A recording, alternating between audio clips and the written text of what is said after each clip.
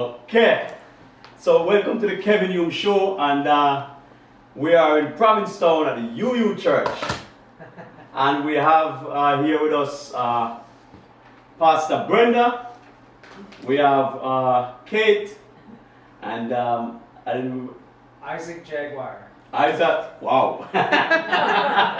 Isaac. So we are tonight with us. We're going to talk about just our basic things. Just like people lifestyle, what they do, what they what they like, what they don't like, life lessons. It's just a conversational piece. It's not like we're sticking to a specific topic where we want to dig deep for this session. So this session is just getting to know the people, talking, one-on-one, and then as we go along, we might get joined by other people. So if you see people walking into the set, it's just people who are late. Okay. Alright. Okay. Not okay. So you good? Okay. So you want to lead in a little bit. You will say that lead in a little bit. Right. Got you. You good? Alright, so here we go. So we're just going to ask everybody to kind of introduce yourself, tell us, you don't have to use a mic, but Pastor Brenda has a soft voice, so I just want an introduction. Yes, this is an introduction. What I did. Yes. Okay. Oh. Alright. I'm Pastor Brenda Haywood, and I am a racial justice community minister here at the UU Meeting House in Provincetown. And our group has been together for about 8 years, and we are very interested in promoting equality, freedom, and the basic human rights that are inherent for all human beings here in town, whether they're visitors or whether they're the residents. Okay. So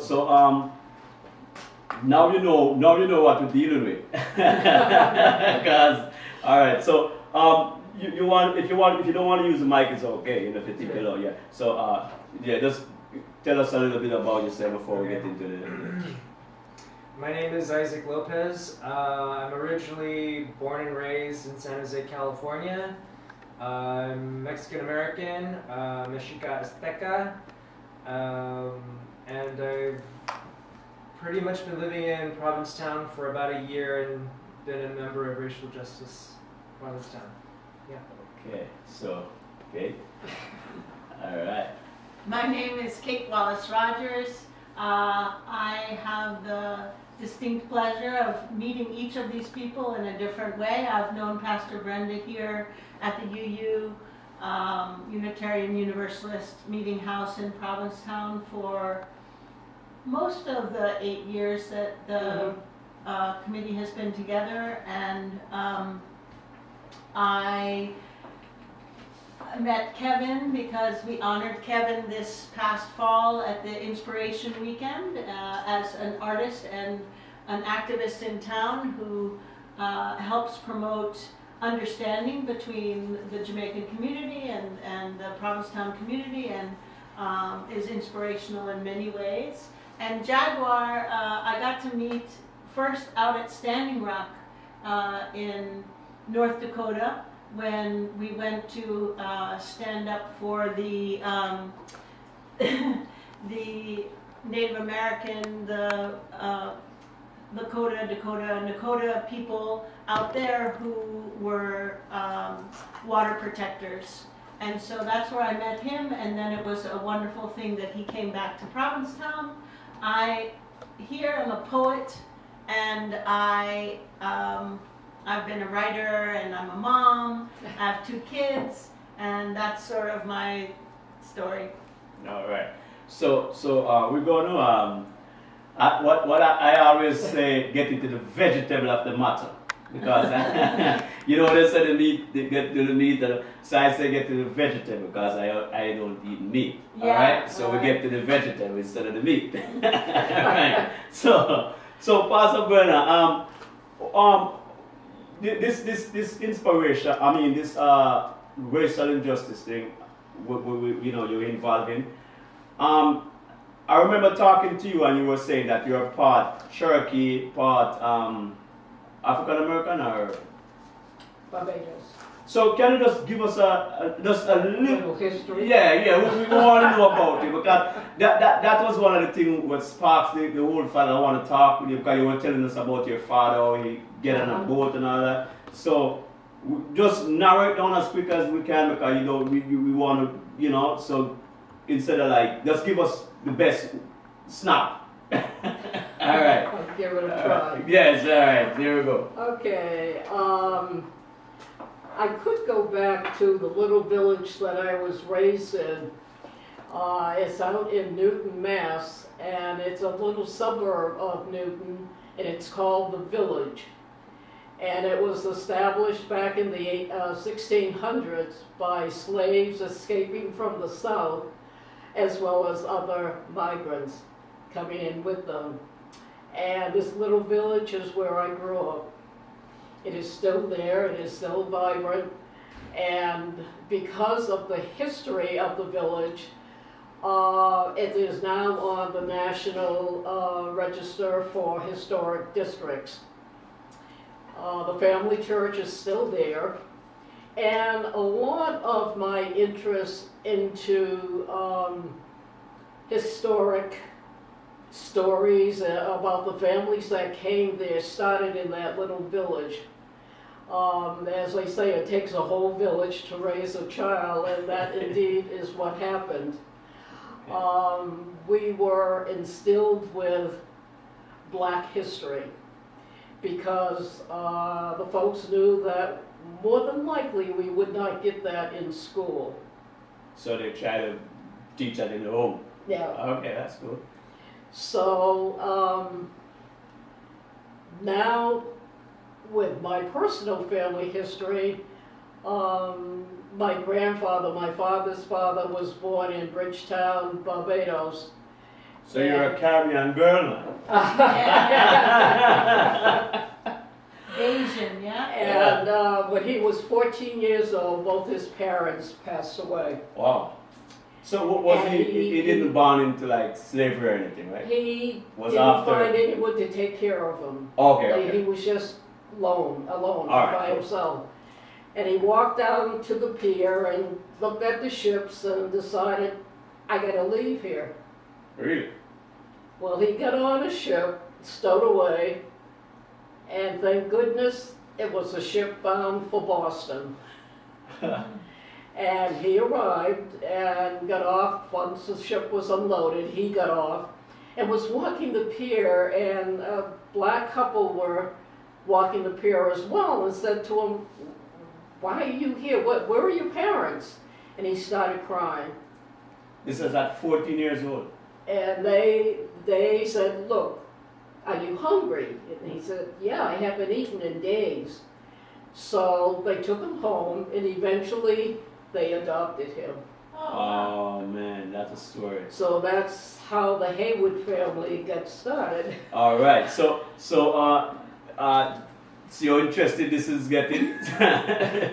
That's just one story from Pastor Brenda, and we're going to come right back around to her. So we want to hear just a history of your family, because I remember you say you're Mexican American, Yes. and these are all the terms that's given to people from, people from all over the world. You're Southern America, you're Southern America. Right. Some people like it, some people don't. I don't get it. Yeah. Well, what I have to say first off is usually when somebody says, or when I say, oh, I'm Mexican American, I get a lot of interesting questions from people, and oftentimes it's like, oh, where are your parents from then? Like, where were they? Like, if they don't know, if I don't say what I am right away, and they just look at me, and they're like, well, where are you from? And I say, well, I'm from California. Well, where were your parents born? Yeah. California. Where were their parents born? California. Oh man. So people, a lot of us, we came with the land when, there was the secession, you know, and that the West used to belong to Mexico at one point, and So a lot of people don't know what is a secession. What's the basically the Spanish-American War. You Okay. know, when they took away the land from Mexico, Mhm. basically California, Arizona, New Mexico, Texas, that all used to be, and then other parts of the states around there, that all used to be part of Mexico. Okay, and then there was a war and And so America took that land, but there were all these Mexicans on it already still. You know? I see. So at least half of my family is from California, like they came with the land. Oh God. And then I have family who's, some of my mom's family came from Texas and Mexico. And they were bandidos back in the day. So they, like my mom, she had a relative who did all this research on the family tree on her side and found out that they were bandidos. So they were bandits that... So bandidos are Out- yes, you they know, were people- outlaws. Outlaw, but okay. They were Oh, outlaws. like you say that- bandoleros. We would say bandoleros or bandidos. Bandido. Oh, that's the like word. a bandit. A bandit, Yeah. yeah. Got you. So they actually raided with Pancho Villa's men. Whether you, however you feel about that, Yeah, you know. So, but they're in newspaper clippings. I have newspaper clippings that talk about Yeah. these distant relatives. So you speak any other Spanish? So I don't know a lot of Spanish. That's a great question. I'm learning presently. A lot of us don't actually know Spanish very well. So the way I like to say this is that Mexican Americans, Chicanos, we were colonized twice. Oh. You know, mestizo is basically people who have a mix of Spanish and Native American blood. That's basically what Mexicans are. And Mexican Americans, so we were colonized by the Spanish, and then we were colonized by the English. Wow. So, you know, it's kind of doubled on. The double-edged sword. Yeah. That's what it is, man. And it's actually kind of a tough situation for me politically because so my mom struggled with English growing up and she got a lot of ridicule, and her teachers and her other students were actually racist towards her, and she used to get hit on the hand for not speaking English properly or if she spoke Spanish by her teachers. Wow. So she made us learn English when we were kids. Okay. You know, like she didn't want us to learn Spanish. All right. So, what's your story? Oh. Without Well, the first thing I'll say is that I was looking for. Don't tell me you're Jamaican, now, right? I will. Well, so I was born in New York City. I grew up with people of many races, many languages. I've always been interested in languages, and Do you speak any? my degree is in French and German, but I speak Spanish. No. Go easy. You speak French. French.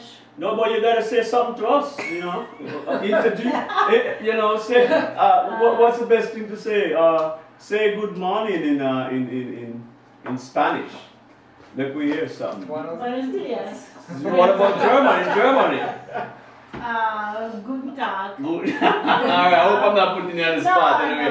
I'm just playing. En français, on dit bonjour, comme tout le monde sait. Anyway, alors, I was a teacher for many years. So I grew up in New York. I love the culture of many groups, and my mother was a travel writer. She was a travel editor of a magazine, and because she couldn't make enough money doing that, she also was freelance. She would work for a lot of different people, and one group that she worked for was the Caribbean Tourist Association, and she sat on the Caribbean Tourist Board with people from all over the Caribbean, and she, when she was when she died when I was 23, so a long time ago, and they made a prize for her in the Caribbean. The Jamaican Tourist Board has a prize called the Marcia Vickery Wallace Award for the travel writer that goes off the beaten path. Oh, and, cool. and Oh. does a really deep research and becomes part of the community. So I have that as a point of great pride. On the other hand, I am a woman of great white privilege. I have people from the Mayflower on both sides of my family. We have Priscilla Alden Road, and I'm descended from them 17 generations back. Oh. On both sides. And then one more layer is that I found out a few years ago that the father I grew up with was not my biological father. Whoa. Something about it. All right, let's. Before we go any deeper. There was something. All right. So, how do you end up in? Cause you're pastor. Yeah, you could join us, man. Join us, Douka. Join us, Douka. Nice. Here comes Douka. What, Douka? I assume you're from. When we say the motherland, you're from Africa. Yes, I'm from Mali, West Africa. Mali, West Africa. So we're going to come back to you, but Pastor Brenda was just going to tell us. So you are a pastor, like a minister of the church, or you just? I was ordained with the title Reverend, Reverend. but from my background, which